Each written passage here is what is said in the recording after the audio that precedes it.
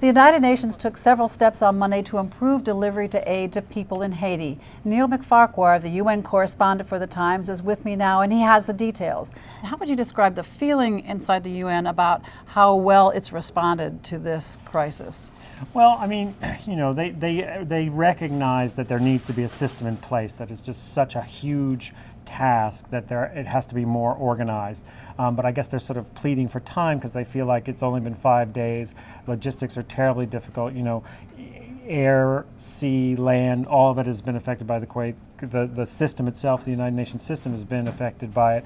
But you know, all the NGOs are saying you got to get it in place. You know, we need to have this working. The main problem is the airport. It all has to come through the airport. It's got one runway.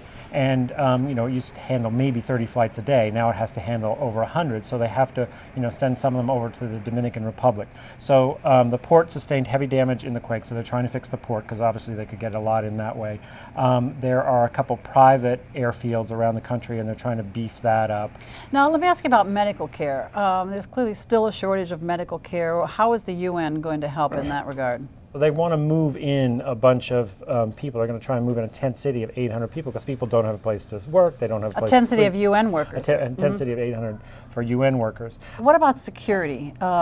Getting more police to replace some who have been injured or killed in Haiti? What's the plan for that exactly? Well, the Haitian police have really been sort of badly set back by this. They told UN officials who were visiting yesterday that they've lost about half their 4,000 member force in Port-au-Prince, so they're down to 2,000. So today, Ban Ki-moon, the Secretary General, asked the Security Council to send 3,500 more security officers, a combination of police and soldiers. They're nervous about the potential for the frustration for boiling over.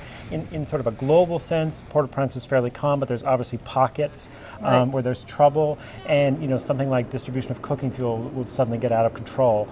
So that it's kind of they're doing it anticipating that there could be problems as people, you know, without food, water, and shelter gradually get more and more angry. But at the moment, they don't feel like there's a pressing security concern. I was interested in something you were saying earlier about concern on the part of the UN about sending too many peacekeepers in and the sort of message that sends about who's in control of Haiti. Talk about that if you would.